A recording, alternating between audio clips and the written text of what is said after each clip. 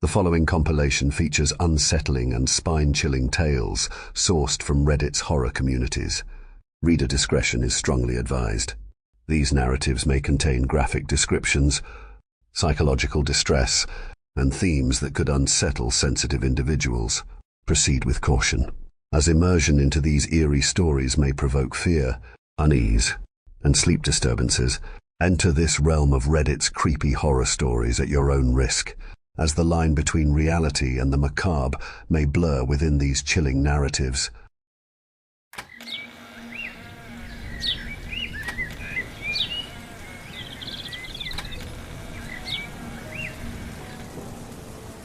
I've never been one to believe in the supernatural, but what happened to me and my girlfriend on that road trip? Something changed. It's taken me a while to gather the courage to write this, and even now, I can feel its eyes on me sometimes as I type. I've only been able to get a paragraph or two before I stop, but someone has to know. I've always despised long car trips. This fact wasn't lost on me when my girlfriend at the time, with the help of her parents, took it upon herself to fund a trip overseas to the USA, our own Great Western Trail. She conveniently forgot that she didn't have a license, leaving me as the sole driver. I grumbled, but a lot of money had been spent and given to us to do with as we pleased. I wasn't going to spoil this, as it was our reward for successfully graduating from university. The trip wasn't particularly memorable.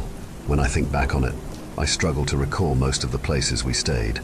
I remember landing in New York, spending a few days seeing the popular sights, and then renting a car and just driving. We had no real plan. With plenty of money, we could stay wherever we wanted. We had a few destinations in mind, but most of my checklist was on the West Coast. San Francisco and Vegas were still ahead, so driving was inevitable. We'd pick a highway or back road and drive until I needed a break, even though I found it tedious. Megan's company was comforting, though the ride would grow silent when she slept. The monotony of towering trees, sprawling plains and endless fields played tricks on my mind. The persistent rumble of the wheels and the silent, stagnant air punctuated only by the hum of the engine added to the oppressive sameness. This was the aspect of driving that I loathed. Only the occasionally passing street signs provided any change, offering glimpses of nearby towns or warnings of local wildlife. After 8 hours of uninterrupted driving one day, I hadn't encountered a single town or city. Normally, I'd pass through 3 or 4 in a day's journey, but this time, the landscape remained stubbornly unpopulated. Yawning through my 3rd can of Red Bull, I considered pulling over in the middle of nowhere to catch some sleep. Then, just as the fuel alarm blinked to life, a weathered sign appeared, almost too late, marking the turn-off to a town. There was a subtle unease as I veered onto the exit. It struck me as odd that I could not recall any prior signs, yet the promise of fuel and a potential resting place outweighed my apprehension. The indicator ticking, the steering wheel turning, and Megan stirring beside me. I guided the car towards a place named Graysoul. As the sun began its descent beyond the horizon, casting long shadows across the empty fuel station, Megan and I pulled in, grateful for a chance to stretch our legs. The flickering fluorescent lights above hummed intermittently, adding to the eerie atmosphere of the isolated place. "We'll fill up here," I said, cutting the engine. Megan nodded, glancing around at the quiet surroundings. "And where is here?" she muttered. "A possible place to sleep." I stepped out of the car into the cool evening air, the scent of petrol and dust lingering. The station was deserted except for a lone figure behind the counter, engrossed in a magazine. I pushed open the creaking door and entered, a small bell chiming softly. The service worker looked up, a slight smile spreading across his young face as he greeted me with a nod. "Evening," I said, my voice echoing slightly in the empty convenience store. The worker stared at me, his smile showing teeth slightly. "Just the gas today," he said, a slight jubilation in his voice. "Yeah, thanks," I replied absent-mindedly, pulling out some cash. "Cash all good?" "Of course." His reply was almost a little too enthusiastic, lingering on the "ah." I handed him the cash and took my change. His smile widened. "Have a great day, sir." "Yeah, thanks," I replied, turning away. "Have a great day, sir." I paused, turned and looked at the man again. His smile remained, showing all his teeth. The gnawing part was that he seemed unhappy, not the soul-crushing service kind of unhappy, but there was something in his eyes. I couldn't quite describe it. "Have a great day, sir." He punctuated each word, eyes locked on mine. "I will, thank you." With a ring of the bell, I walked out the door, still feeling his gaze on me. His smile never wavered. As I fueled the car, I glanced back into the store. He was staring at me. I couldn't tell if he was laughing or crying behind his gritted teeth, but that damn smile remained burned into my mind. Getting back in the car, I shook myself. I was more than a little on edge. "You okay, babe?" Megan asked. I started up the car before pulling away. That was a chilling experience, I said with a forced laugh that even I didn't believe. "How so?" "That guy was just creepy. No wonder he's out here at this station." There was a pause. "Sure," Megan replied. Leaving the gas station behind, we ventured deeper into Greysall, a town seemingly caught in a perpetual state of half-hearted development. Quaint shops with faded facades lined the main street, their windows showcasing dusty displays of antiques and local crafts.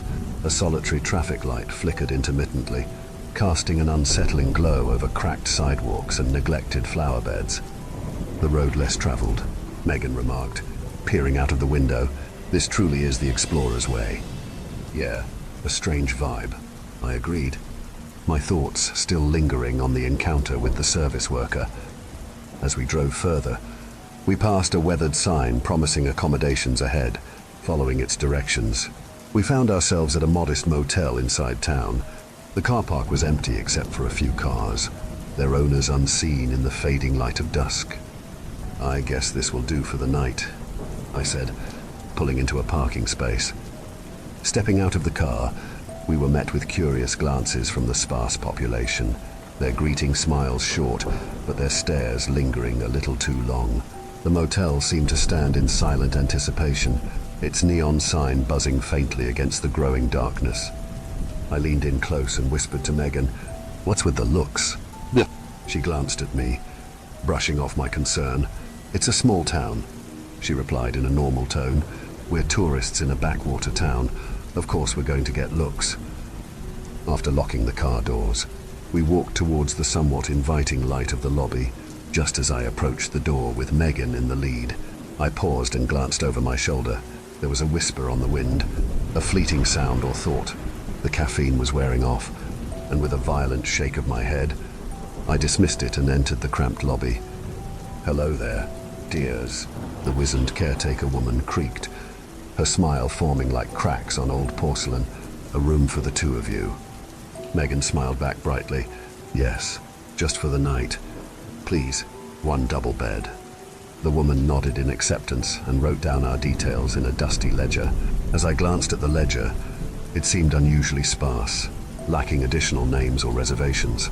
"A couple's room. Names, please." "I'm Megan, and this is Michael." Megan and Michael. I do like the letter M. A chuckle rattled through her, revealing teeth that seemed too white against weathered skin. Megan shifted slightly, her gaze wandering around the lobby with a casual interest. "And where are you off to?" Megan stepped closer to respond, but I cut in with my question. "We're just travelers. How much for the room?" Her grin widened. $40 for the room. She offered the key to us, seemingly pulling it from thin air. "Thank you," I said, taking it cautiously. Leaning against the counter, I counted out the notes before passing the key to Megan. "Is there a place to eat around here?" I asked, handing over the money. "Eat?" She seemed surprised. "Best not to linger when it gets dark. There's a vending machine with snacks. I'm sure you'll be okay." I glanced outside. Darkness had fallen swiftly, cloaking the town like a shroud. "Okay," I nodded. The woman took the money. "Have a great day, sir." "Sure." I turned to step away, but her grip suddenly tightened on my wrist, making me look back. Her eyes pleaded, and her teeth gleamed brightly as her smile stretched her wrinkled skin. I stood there in confusion as her grip tightened. "Have a great day, sir." I was shocked by her sudden strength and didn't move. Megan intervened smoothly. "Good night." Her tone was breezy. The grip released as suddenly as it had tightened. Megan was next to me with a cheerful expression. I checked my wrist and looked back at the caretaker. Her smile was still wide, but her mouth was closed. "What just happened?"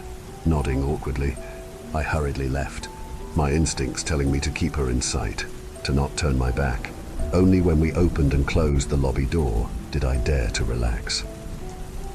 "She seems nice," Megan remarked, glancing back at the lobby with a dismissive shrug. I huddled close to Megan as we approached our vehicle. "Didn't she seem a bit odd to you?" I asked. She grabbed me. Meg, like full-on crypt keeper, clutched my wrist. I said with a touch of annoyance, "I wouldn't call that a grab. I think she just touched your hand in a friendly way." She laughed as she pulled her suitcase out. "Probably thought you were flirting or something." "I wasn't." "Relax, Mike. Older folks can be like that." I wanted to press the issue further, but Megan brushed me off again. Was it just me? Glancing back, I saw the caretaker woman in the distance, appearing to close up shop. She gave us a glance and a smile before hastily dropping the shutters. Shaking off the odd feeling, I turned back to find Megan making her way obliviously to the door. I took my bag and followed dutifully.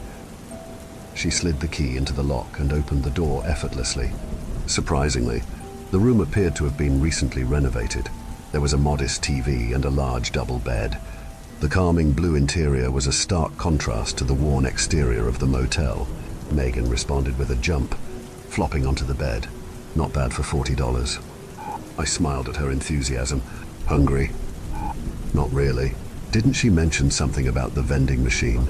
She dug her phone charger out of her bag. "I guess all the local eateries close early due to the small population." That's how I interpreted her warning. I added uncertainly, "Maybe there's a high crime rate." "You think there'd be lots of criminals in a place this small?" The sound of her phone accepting charge punctuated her question.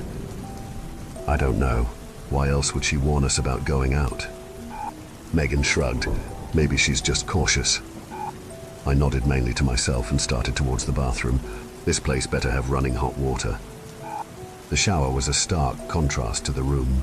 Perhaps they ran out of budget before getting to the tiles and plumbing. At least the light worked. And more importantly, the hot water. I let it steam up before indulging in the warm embrace. My mind wandered, as shower thoughts tend to encourage, lingering on today's drive. I struggled to remember any major landmarks or anything of note. There was nothing. I kept pressing on the thought, all notions of washing myself forgotten. Beneath the roar of the running water, there was another sound, a buzzing, a whisper, a constant tone. I couldn't recall ever hearing it before. As the water began to go cold, a memory resurfaced. I did pass signs on the road, all pointing to grey soil. It made sense.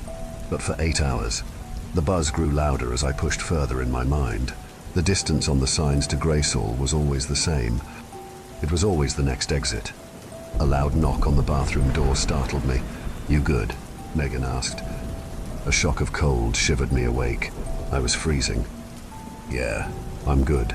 Be out in a moment." The sudden silence of the room was deafening. I strained to hear the buzz, but there was nothing. I made my way to the mirror, broke open my toiletry bag and began to brush my teeth. I kept my eyes down towards the sink, focusing on the routine. A nagging feeling in my gut made me hesitate to look up, so I kept my head firmly angled down. With clean teeth, I spat out the toothpaste and looked up out of habit. My reflection stared back at me, but there was something else. I couldn't see it. Behind me were just broken white tiles, but something was there. Dread crept through me as I remained still, locked in a staring contest with my own reflection. I dared not move. The buzzing returned, a presence gripping my very being. It was as if I stood on the edge of a cliff, knowing full well that stepping off would be fatal. I knew that if I glanced slightly to the left of my shoulder, my life would be over. Time passed, I don't know how long, Before I closed my eyes, the feeling slowly dissipated, and I stepped away from the sink and out the bathroom door into the bedroom. My breath was heavy, buried deep in my stomach. Every movement felt like dragging boulders. Only when I opened my eyes and saw Megan lying casually on the bed with her phone did I let out a shudder of relief.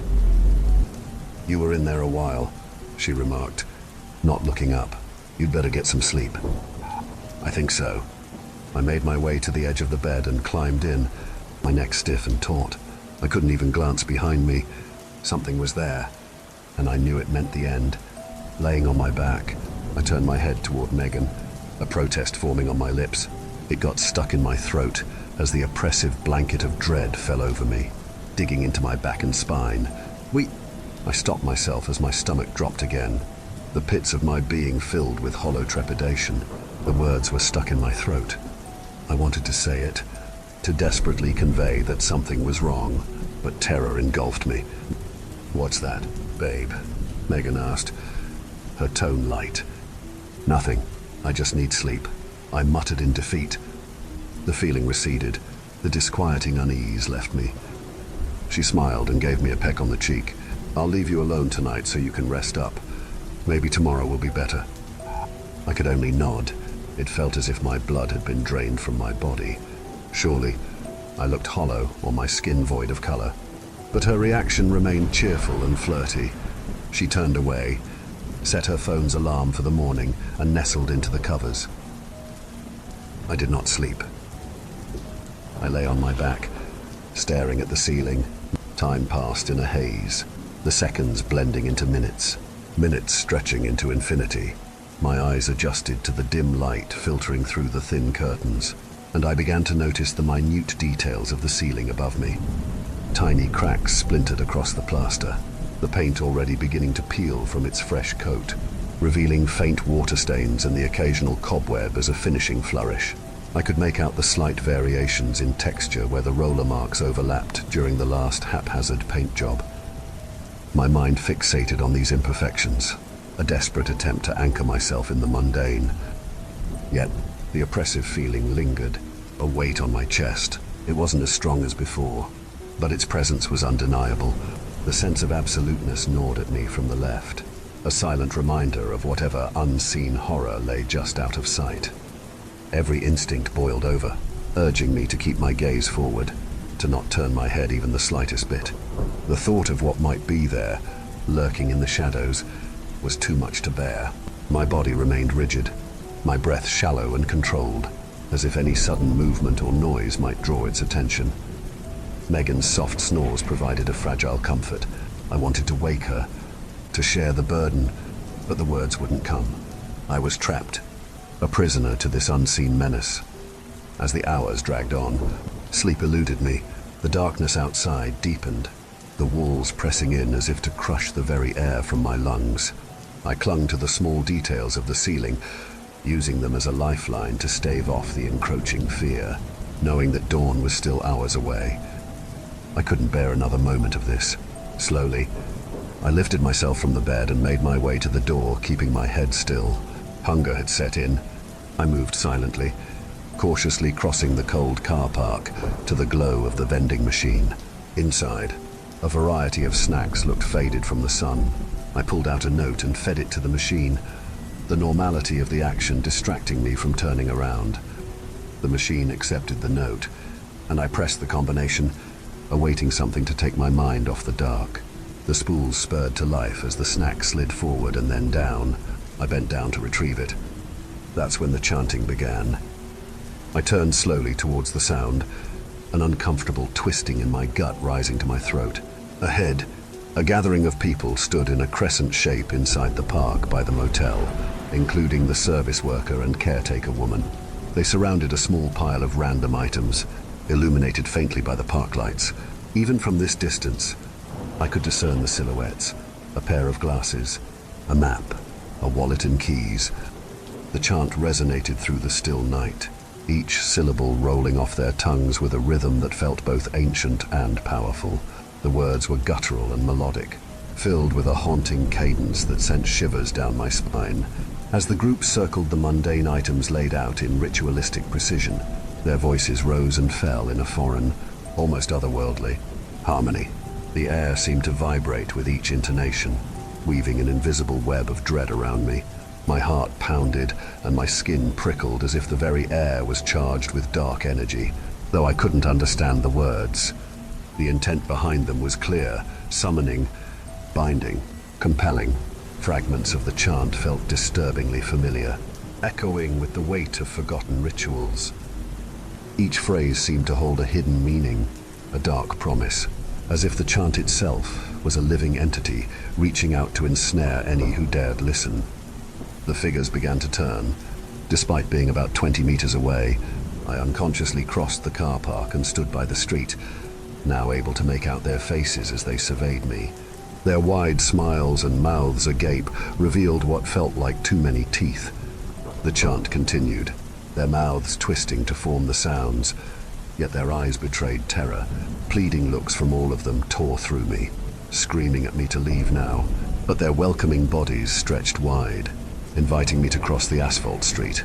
The clash of emotions, fear, menace and warmth, all fought one another to be the primary feeling. My mind almost acquiesced, the scratching ache of what was behind me pushing me forward. It beckoned me to join them. My body protested and screamed. The dread built as it sensed my thoughts. To turn and walk, I would step into abject horror. Forward was the loving call of familiarity. With a great, uncertain step, I turned my back on the gathering and walked back to our room. As I turned away from the gathering, my body protested violently. My heart sank, breaths long and deep. Each step back towards the motel felt like wading through molasses. An invisible force clawed at me, pulling me back towards the chanting group.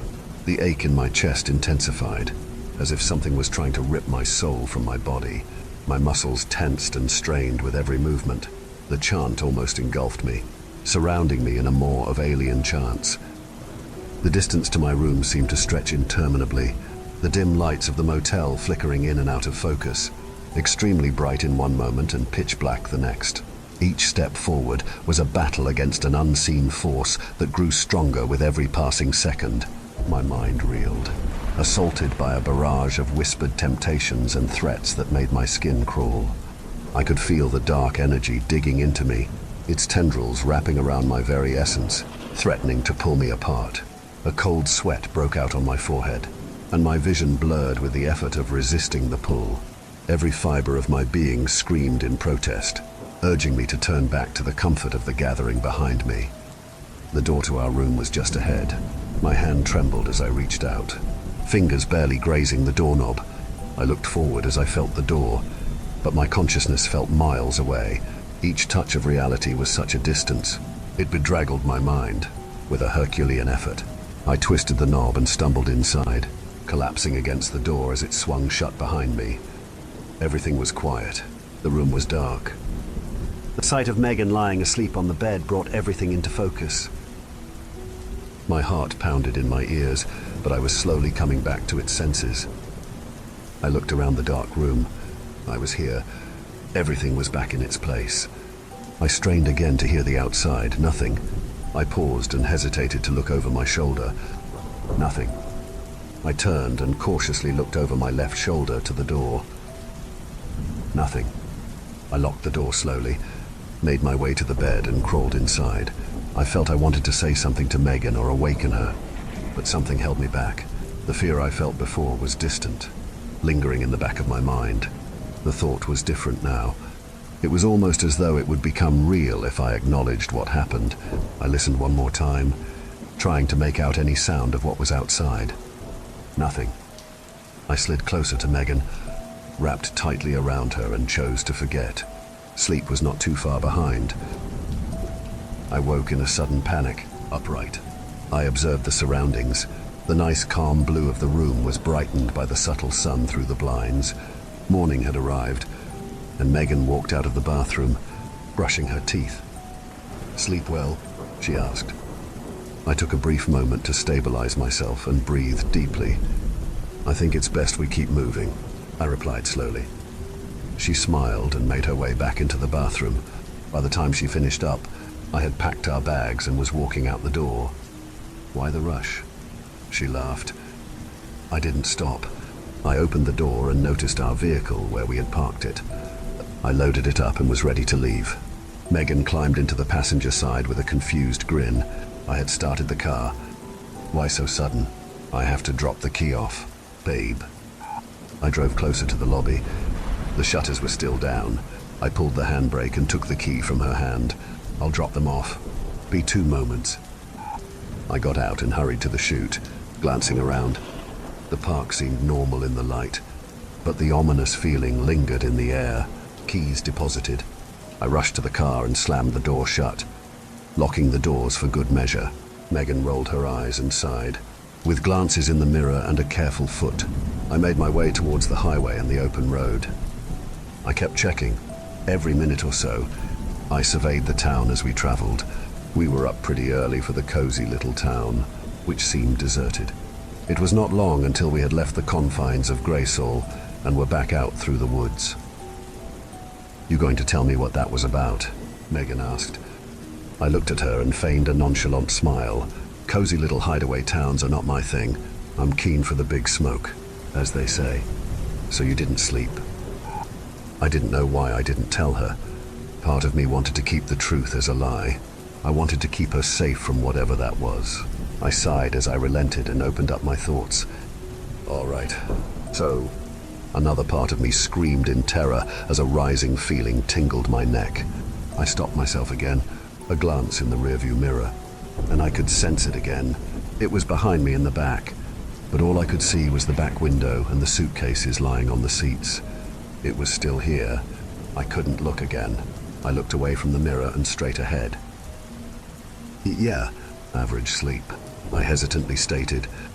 Are you okay? I paused and nodded. Megan seemed to have accepted that answer and went back to idling. I wanted to say more.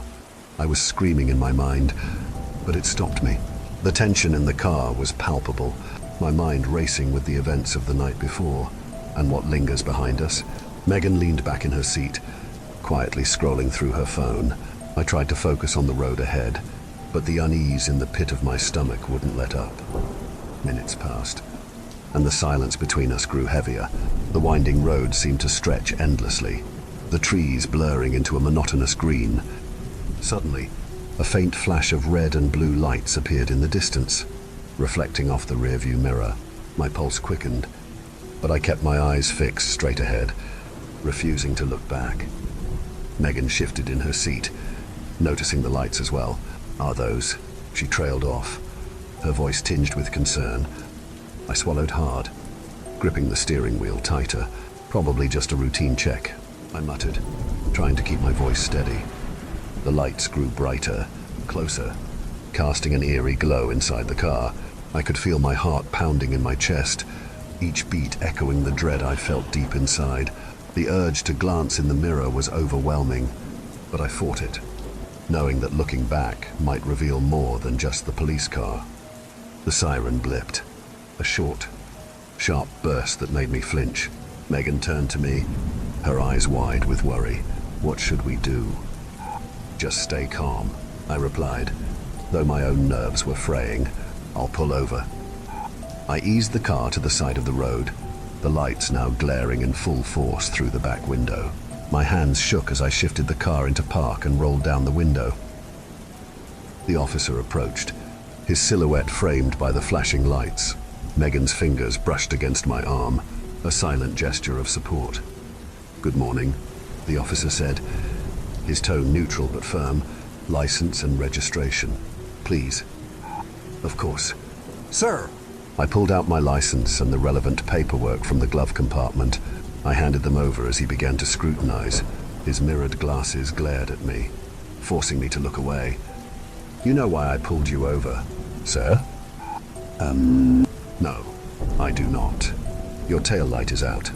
Oh, it's a rental. It was definitely good when we left New York. Yes, I can see that. A pause. I looked up as he continued to read the papers. His face was stern and aged, poring over each of the documents I handed him. Did you notice anything last night in town? I gripped the wheel in surprise. The itch and clawing returned, digging into my spine. Like what, sir? He looked at me. I felt my head move with strain to look at him. Something invisible, a dark presence, was gripping my head. Did you notice anything at all, sir? No noises, no strange occurrences. Another grip on my arm, this one from Megan. There was concern in her touch. I could feel her eyes on me, sensing something was wrong. No, nothing at all. Slept like a baby. The pause dragged on for too long. Each second felt like an eternity as the presence tightened its hold, sending waves of terror through my body. So, you're a foreigner, driving through this state in a car with a broken tail light that you hired from another state. He sighed audibly. Too much paperwork. He handed me the papers, which I gladly took, but they didn't move. He was gripping them tight as I tugged at them. You got anything to say to me, sir? My neck craned again, as if an unseen force was controlling my movements. My entire body was on fire from fear. My muscles ached as the invisible claws dug deeper into my shoulders. My eyes shook from the pain as my cheeks tightened, pulling further and further apart in a smile too large for my own face. Have a great day, sir. The policeman smiled widely back, almost in wicked greeting. His grin was unsettlingly familiar. And you have a great day too, sir.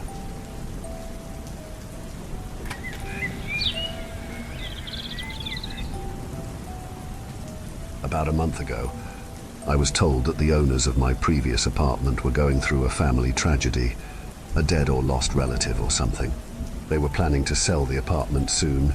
Knowing how tough the rental market can be, I started looking for a new place straight away. After a few weeks of searching, checking online, in the papers, driving about town, anything I could think of, I found a place. I couldn't believe my luck. Some of my friends had recently spent months, if not much longer, trying to find housing. The ad described a one-bedroom, one-bathroom, one parking spot, unfurnished apartment in a relatively new building complex. The rent was a slight bump from what I was previously paying, but as I had no desire to find myself homeless, I quickly messaged the agent to organize an inspection. The agent got back to me straight away, and so the next day during my lunch break, I went to check out what I hoped would be my future sanctum. The apartment was bigger than I expected, with plenty of good light, a cozy bedroom, and a smart, spacious kitchen. I wouldn't go so far as to say it was my dream apartment. The view from the balcony was rather bland and generic, offering only a glimpse at other buildings in the complex, and the bathroom was dull and somehow older looking than the rest of the place. I figured I could jazz it up, though, and it wasn't anything that diminished my overall enthusiasm in the slightest. I told the property manager, the agent I had spoken with was held up at another appointment, that I was happy with it, and, getting ahead of myself, asked when I could move in. He laughed and said that whilst he would obviously have to check with the owners, he was confident that based on my rental history and the fact I have no kids, no pets, a stable job, it would almost be a certainty that they would accept. I was ecstatic. The property manager was all smiles as well, an easy win for him too, I suppose. As we were leaving, he introduced me to the complex's caretaker, which I took as another good sign.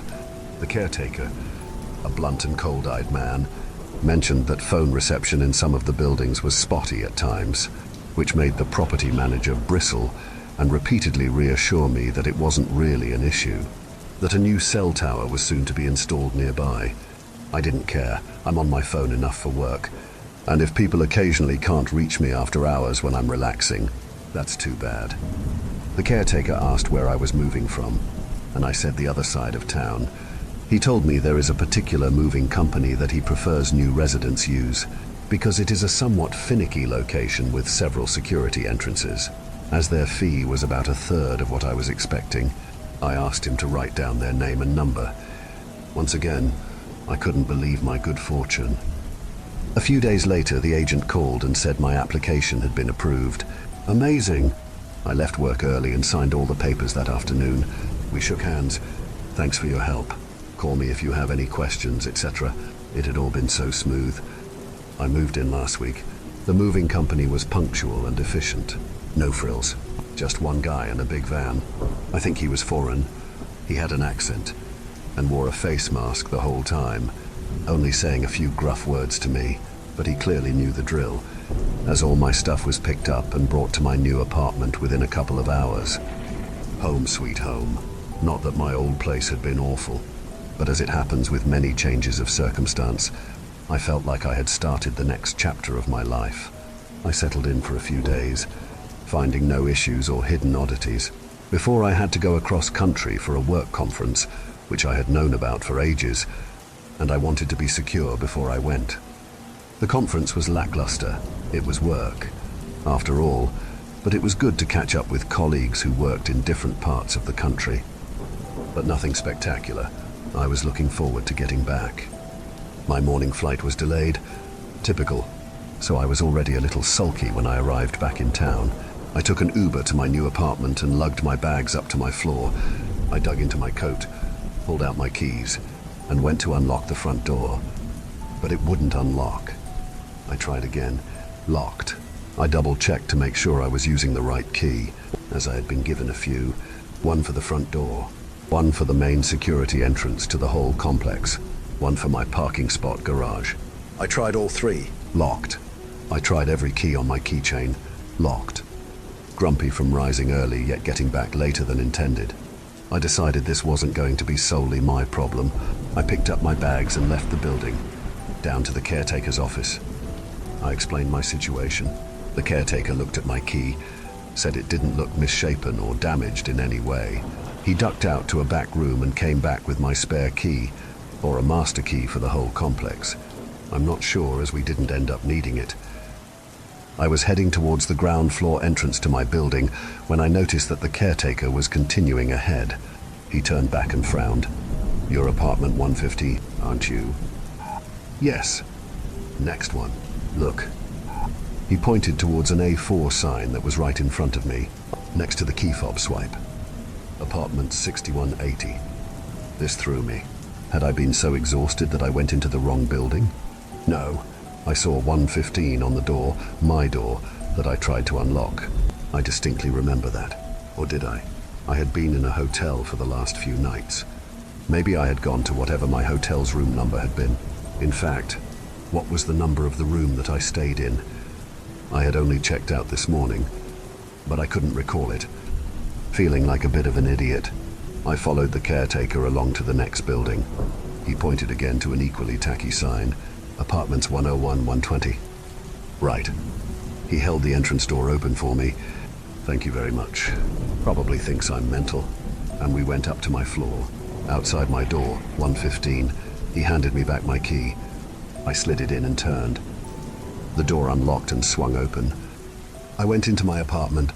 Everything was as I had left it. It needed a bit of tidying up and decorating to make it homely. Sure, but I had only moved in last week. Any mess was forgivable. Still, as I was already feeling quite a schmuck, I mumbled that I had probably just gone into the wrong building, thanked the caretaker for his help. He said no worries and left. I walked around for a few minutes. Nothing was out of place. Good. Just a simple mix-up. Bound to happen. No drama. I was just tired. In fact, I decided it wasn't too late to take a nap. When I awoke, I found things weren't exactly as I had left them. Nothing major, nothing astonishing or immediately bone-chilling, in any case. The first was the view from my balcony, opening the blinds. I found it just looked different, a slight change of angle. The opposite building looked odd. Had my neighbors always had a boxing bag hanging on their balcony? Or that one? Did that one have so many pot plants when I last saw it? I didn't ponder too much about this. After all, I have only spent a few days here, and am not one to snoop too closely on fellow tenants, as long as they're clean and quiet. I really don't care. The second relates to a slight neuroticism of mine. Forgive me if it sounds pedantic, but I know we all do these little things in some way or another. When I put toilet roll on the holder, I always make sure it is turned so the hanging strip is away from the wall, not next to it, until living with roommates. I thought everyone did this. Fussy, perhaps, but it just makes sense. Why would I want my knuckles rapping against the wall when I pull the strip? Well, when I went to the bathroom after my nap, I noticed the roll was facing the other way, towards the wall. Now, this isn't exactly sinister, I admit, but it is not something I would ever intentionally do. I tried to remember how many times I had used the bathroom since I moved in, and quickly gave up on this. Maybe because of the stress of unpacking, and in my eagerness to set everything up, I had put it on the wrong way. No big deal. The third thing was much more conspicuous. It was evening by now and starting to get cold, so I went to my bedroom to get some socks. Opening my sock drawer, I found pants. My pants. Yes, all exactly as I had left them. However, my pants don't go in the top drawer. My socks go in the top drawer. Always. Opening the drawer below it, I found my socks and pulled out a pair. This was most egregious. The balcony view, the toilet roll, those could both be easily excused as a lapse of concentration. But not my sock drawer. Of course, I had had to pack up all my clothes during the move, put them in bags, take out the drawers, put them back in one by one. It was not impossible, or even unlikely, that in the rush of reassembling all my furniture, that something ended up out of place. However, it is impossible that I wouldn't have noticed this by now. Like everyone, I'm sure I have a very particular morning routine. The order my clothes go on is part of that routine. I spent several days at my apartment before going to the conference. New apartment, sure, but same dressing procedure. There's no question in my mind that I would have realized my error and swapped the drawers back to their correct positions. Something didn't feel right. Had I indeed gone into the wrong building when I came back? I thought so. But how would that make sense? Even if I had, it still didn't explain why something felt off with this apartment. I decided to call the agent. I wanted to ask which building we had gone into during the viewing. I had thought it was the third building on the right, the one I must have accidentally gone into earlier today, not the fourth building that I am currently in. I was scrolling through my phone when I remembered that the agent hadn't been with me that day. It was his associate, the property manager, and I didn't have his number. Checking the time, I saw it was now well after business hours, but I was still feeling perturbed. I would have to call him tomorrow. I could try to find his number at least. What was his name? I googled the real estate agency. It's a nationwide agency, so that obviously didn't help. I narrowed down my search by typing agency name plus town name. The results were alarming. The local site for the agency was the top link, but it was impossible to miss the many other articles that detailed a much grimmer subject. I read several of them, all with the same general content. I've copy-pasted one of the shorter ones here, with some of the information edited, as I am now feeling quite exposed and vulnerable. Family members of missing real estate agent still hoping for her safe return. The family of missing real estate agent, Jacqueline redacted, 27, are still maintaining hope that she could be found safe and unharmed. It's been 3 months, and we know how these sorts of cases usually go, said Jacqueline's father in a statement. But she's a tough young lady. Whatever is going on with her, she's doing her best, and I know she's still out there. We're all still so confused and in shock, said Jacqueline's mother. She's such a sensible woman. She would never get up and disappear like that. Jackie gets along with everyone. She's so kind, so beautiful. We can't imagine that anyone would ever want to hurt her.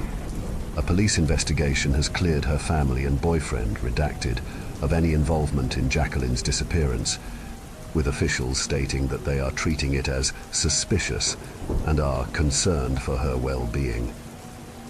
Ms. Redacted was last seen at her workplace of SX Realty Group on April 17th. She told colleagues she was going out to provide a viewing of a rental apartment in suburb, but according to the prospective tenant, she never showed up, and she did not return to her office that day. No one has seen or heard from Jacqueline since. Police urge anyone with information regarding Jacqueline's whereabouts to contact a missing woman who was about my age, who worked for my real estate agent.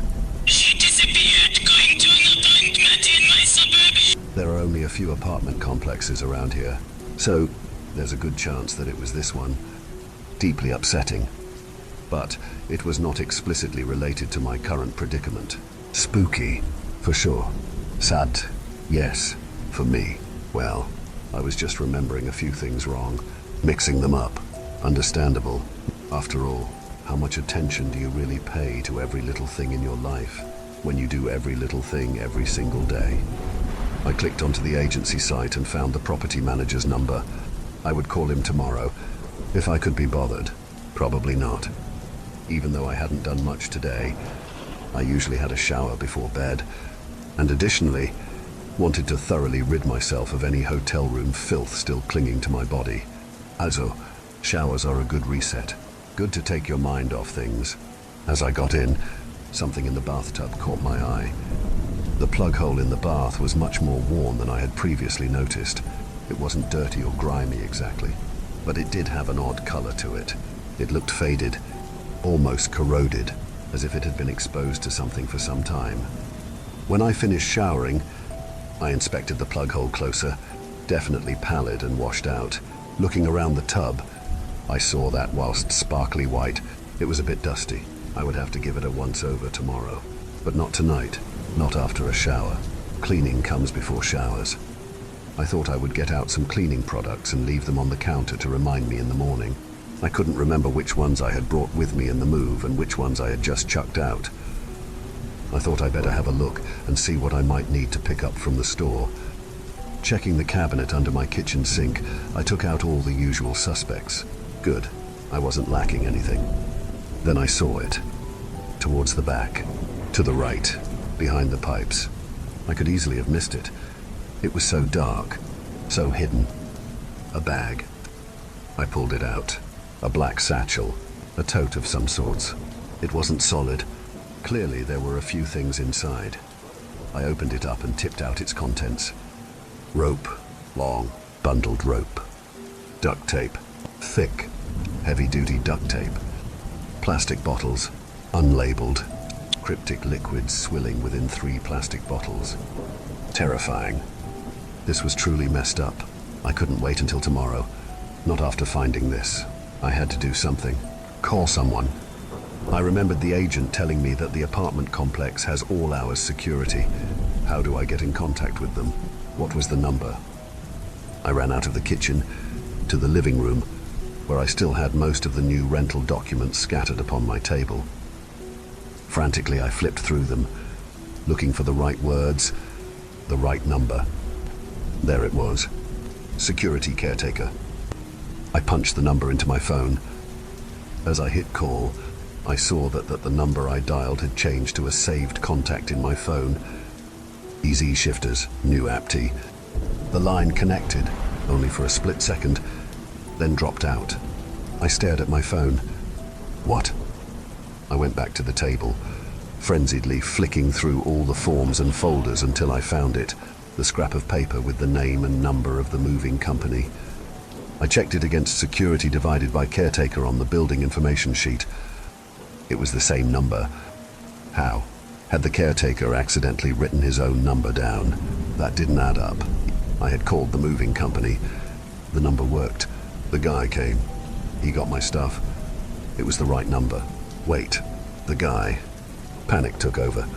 I opened my browser and began searching. Easy Shifters, EZ Movers, Easy Shifters, Easy Movers, Easy Moving Company, Removals in Town, Moving Company Town, Help Moving Town. Easy Shifters did not appear once. I wasn't expecting a glamorous Instagram or anything, or even an updated website. Just the words, the name, the number, a shitty review, anything. But it was as if it didn't exist. I could not find a single trace of it. Nothing. And now someone is knocking on my front door.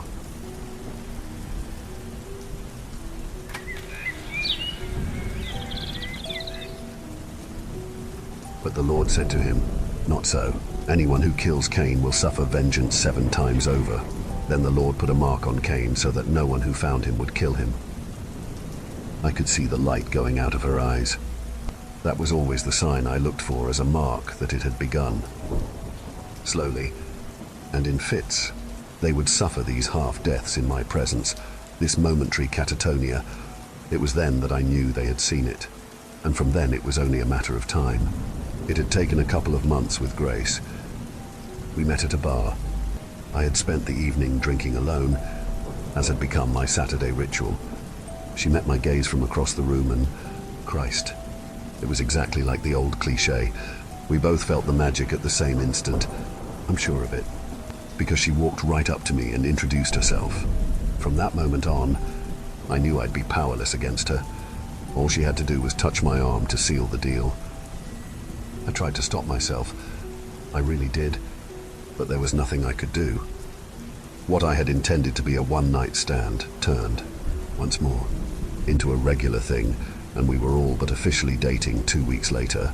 It had gone so well that I even managed to convince myself that the inevitable wouldn't happen this time around, that Grace was different. She wasn't. One night, as we sat across from each other at my dining room table, I saw her gaze drawn to my chest. It lingered there slightly too long, and it took my calling her name twice before she came back to earth. "Sorry," she said, slightly breathless. For the remainder of the conversation, her typical enthusiasm was replaced with a dull, pensive gaze which returned again and again to my chest on the left side. I tried to tell myself that it was nothing, that she was merely tired. However, the same thing happened the next night, and every night until she broke it off over text. "Sorry, it's just not going to work out.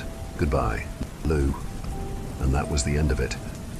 That night, in the shower, I ran my finger over the left side of my chest and peered down, ignoring the incredible strain this awkward angle placed on my neck and back. A small, misshapen, dark mark pulsed just beneath the surface of my skin, like a neon sign in reverse. And, for what seemed the millionth time, I scrubbed at it with ferocity. This only resulted in the skin surrounding the mark turning pink and then red, before slowly fading back to its normal color. Doctor after doctor had insisted that it wasn't there, and most people seemed totally oblivious to it. The mark only ever seemed to reveal itself to the people I really cared about, and then after an unpredictable length of time, Grace had been slow on the uptake. Some girls seemed to notice it hours or minutes after meeting me. The previous record had been held by a dark-skinned brunette, whose name I can no longer recall, who had taken a week to see it. But it always revealed itself eventually, and it always drove them away. I felt stupid for crying over her. What had I expected? That somehow I could suddenly rewrite the laws of nature and make a lasting connection. It had never been so and never could be. Later that night I got blind drunk. Literally. I was so plastered that everything spun and I couldn't keep my eyes focused. This resulted in a face-down nap in my laundry hamper. This might have been funny under different circumstances, but I wasn't in the laughing mood when I woke. It was with a start which disturbed my precarious position and left me and my dirty clothes in a heap on the floor. The pain was nothing compared to my headache. Through bleary eyes, I peered at my phone and winced as the light sent sharp stabs of pain through my skull. After blinking a few times, I could handle looking at it for a few moments at a time and saw that I had apparently spent most of the night calling Grace. She had not picked up even once, but had sent me a text comprised of the ominous and definitive message blocking this number. "Don't call again." Another man might have felt himself in the right, despite his inebriated state, in insisting on closure after something like this. I didn't need it, however. I knew why she had left. A lot of the rest of that day was spent in the dark, with an ice pack on my head, trying to recover the ability to handle light and sound. I called into work sick with an unconvincing excuse which my supervisor had received with the appropriate tone of skepticism. I didn't care. The following day, it was time to give my presentation to the board, having lost the previous 24 hours to the application of various hangover remedies drawn from the internet in the few seconds of time in which I could tolerate the searing pain of my phone's screen.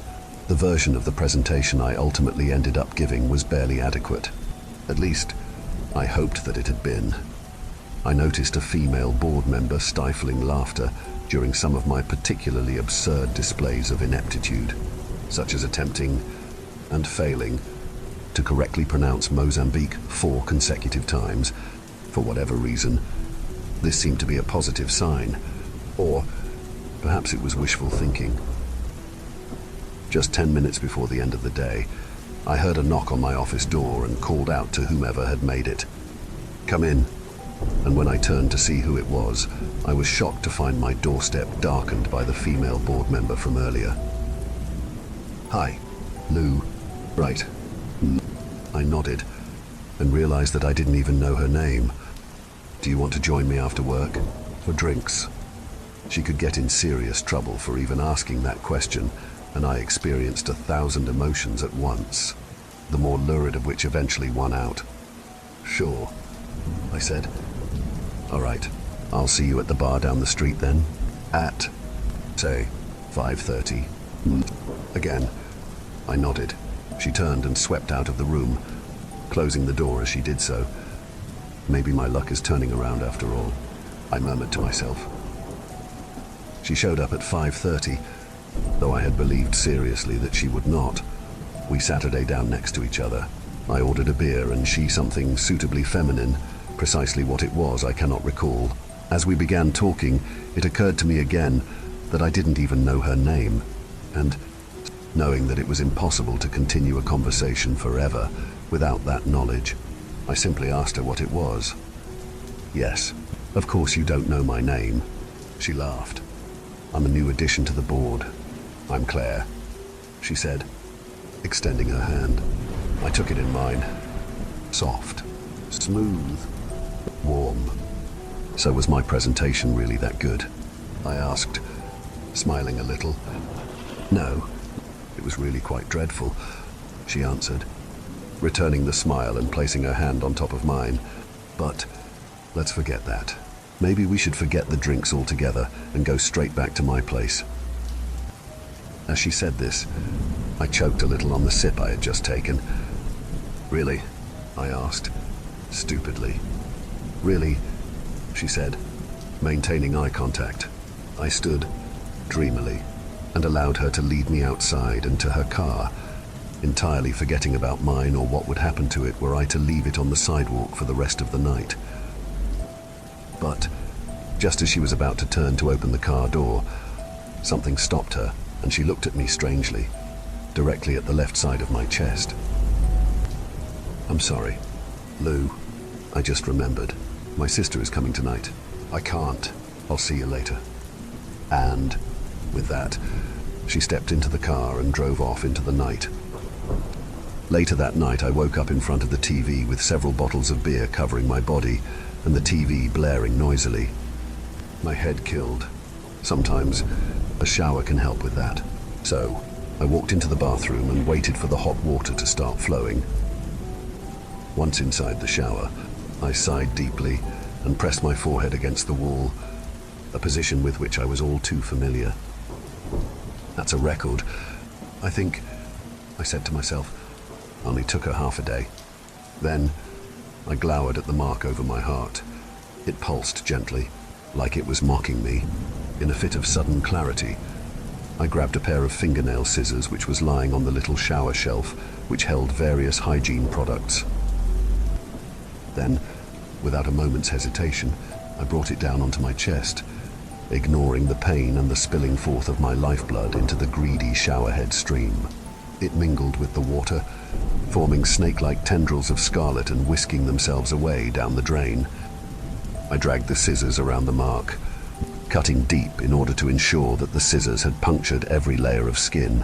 The surge of adrenaline was weakening somewhat, and the first scream fell from my lips as my fingers dug in between the severed and healthy flesh and tore the patch of skin off, bringing forth a torrent of blood, almost black in its thickness.